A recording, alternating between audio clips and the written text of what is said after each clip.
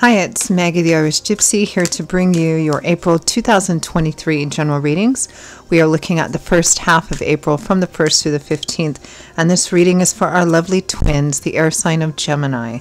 I hope everyone's doing well. Thanks so much for taking the time to watch the videos, liking, sharing, subscribing. All welcome. Thank you. Okay, Gemini. This is for you for the first half of April 2023 if your Sun, Moon, Rising, or Venus sign is in Gemini. If you're cross-watching for a Gemini, it is also relevant. Of course, it's a general reading, so it'll resonate a little differently for everyone. If you know any or all of your other signs, Sun, Moon, Rising, Venus, watch them for any additional insight or perspective. If you find something does resonate with you, it touches you, you want to maybe perhaps take a deeper look at it and reach out for a personal reading or information about that for yourself or as a gift for someone else, feel free to email me directly at maggie1maguire@gmail.com. You can also get that contact info by clicking the description link of this video or clicking the title of the video. I would be delighted to hear from you and to work with you. I can usually respond the same day with more information. I do offer quite a wide variety of choices for readings in all areas of life, so email me if you're interested. Okay, Gemini, let's see what the first half of April 2023 looks like for you. I am using the Tarot of Dreams and clarifying with the Radiant Rider-Waite.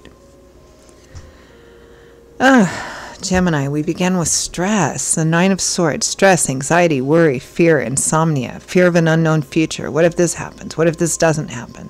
Being paralyzed by fear, your worst, deepest fears, hijacking your rational mind, thinking about something too much, for one, obsessively, with like the worst possible outcome. It's not to say that your fears or anxieties or stresses aren't valid, but this is a card of obsessing on them negatively way too much.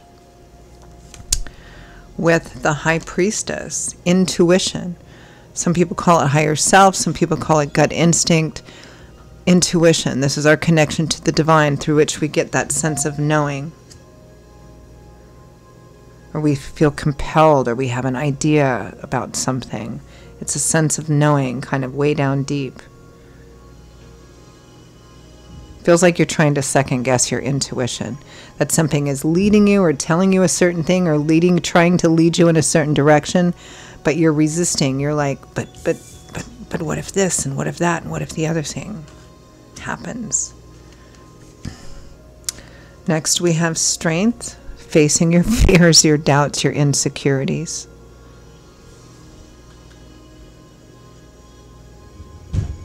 Working on yourself, changes.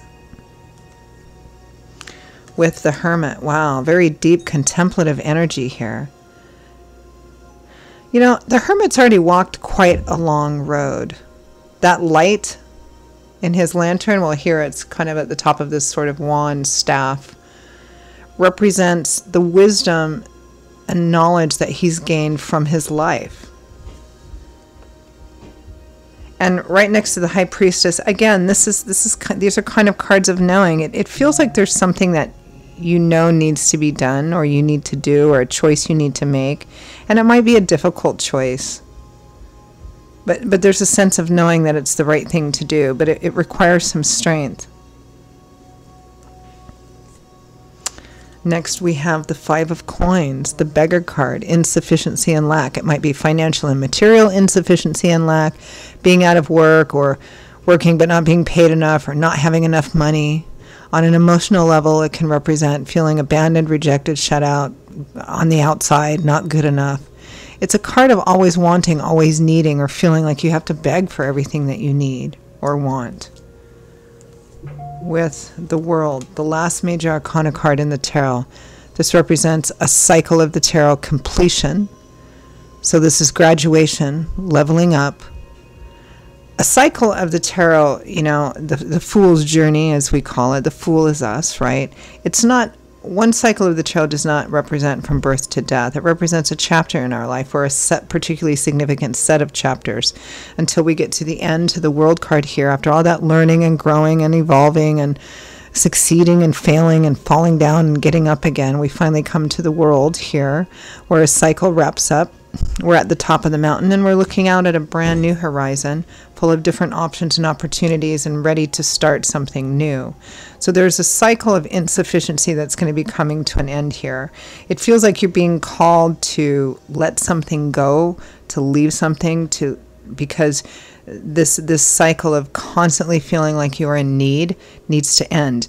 Now, for some of you, that might be financial and material, like a job, or needing to get a different job, or needing to get more training so that you can get a better job, or leaving a relationship or a partnership of some kind just because you're always the one giving and never the one receiving enough.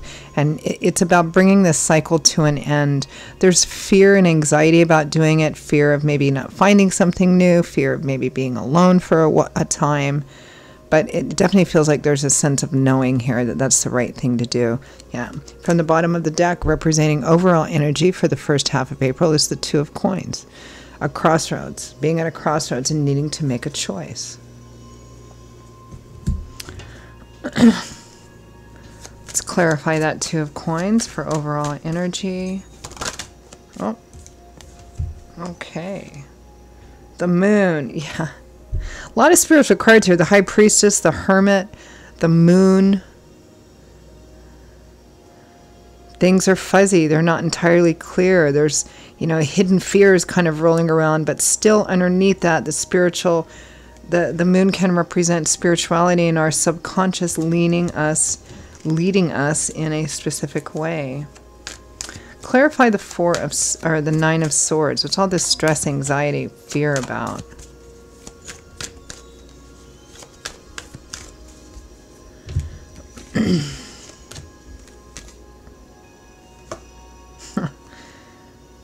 Two cards, the Nine of Cups and the Four of Pentacles. Two very different kind of cards.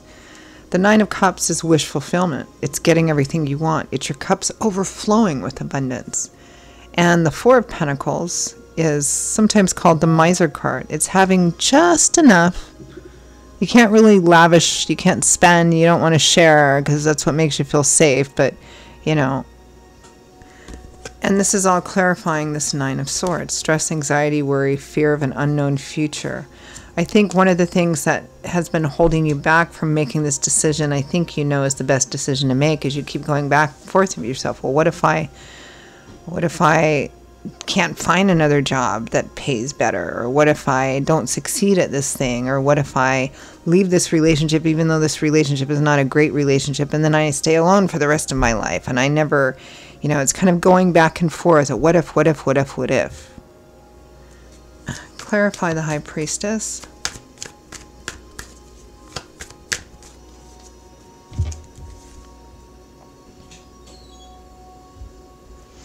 The Sun and the Knight of Wands, moving very quickly towards different offers and opportunities.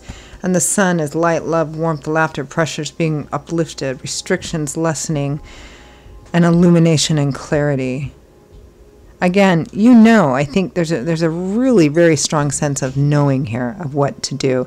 And that's actually making this decision, even though the carrying out of this decision might be difficult or challenging, it's actually what's going to lead you to exactly what you do want.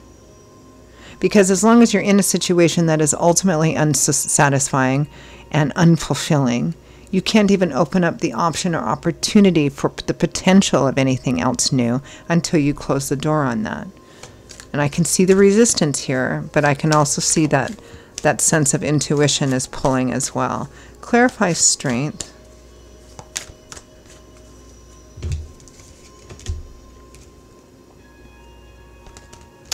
Six of Swords. It's a card of healing. Healing because you make a decision to slowly but surely do what you need. Move away from the source of the strife, the chaos, the difficulty, the challenge. And move through the healing process. And initially the healing process can be kind of challenging. You have good days, you have bad days. You're not quite to the other shore and on solid ground yet, but you're definitely moving towards it. The Hermit.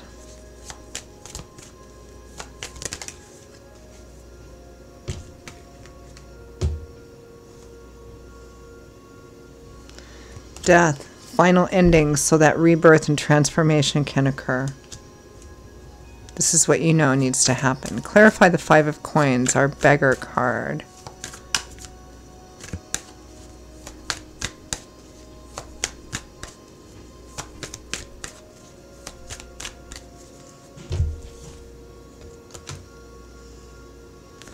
King of Swords and the Nine of Swords again. Aquarius, Gemini, Libra, that's you. Could be another water sign for some of you, or air sign for some of you. That Nine of Swords again. There's two things going on here. You know this cycle needs to come to an end. But at the same time, I think you're worried because while this is not satisfying and not fulfilling, it is something. And you're afraid that if you make the decision to walk away from it, you won't find anything better or at all. And, you know, again, it's like this negative obsession on a future which hasn't played itself out yet. And you're trying to write the script for this future with the worst possible outcome. But underneath is, again, all this knowing that I know I need to move on because that's the path that's going to take you where you want. It's just the initial part of it. You know, there's not a specific roadmap, and I think that scares you. But all these kind of excuses and rationalizations are just keeping you stuck in a situation that has no potential for growth. So let's wrap up with some advice and guidance for Gemini. I mean, you could look at the physical equivalent in terms of healing, because it could be physical health issues too, of somebody who's knows down deep that they need to like go in and get a surgery, an operation, or they need to get some kind of treatment done. They don't really want to because they don't want to go through it, right? They don't want to go through the treatment. They don't want to go through the surgery and the rehab. But underneath they kind of, and they're trying to put it off, but underneath they know that that's the only thing that's really going to fix it. So eventually, you know, you do. Advice, guidance, feedback from Spirit. It could be health issues for some of you as well. Yeah, Three of Swords. This is a card of pain or disappointment, breakups. But we're looking at advice here, the Five of Swords. A hard-won victory might be painful, and it might cost you a relationship, or again, something needs to be cut out of your life, quite literally with the Suit of Swords here. Here's that Five of Pentacles again. This cycle needs to end. The cycle of constantly being something not being enough. On the other side of that is the Ten of Cups. Happy home, completion, where everything finally comes together. Again, in a really beautiful way, particularly for those of you who have whatever you consider to be home and family. Again, this could be changing for another job, switching to a different career path. It could be going from, an unhealthy relationship to putting yourself, going through a healing process and then putting yourself out there where you can actually come together with somebody who shares the same relationship ideals and goals and belief systems. Regardless of which specific area of life it is, Gemini, it's quite clear that Spirit is strongly advising you to cut out this thing that you're resisting cutting out, even though you know you need to.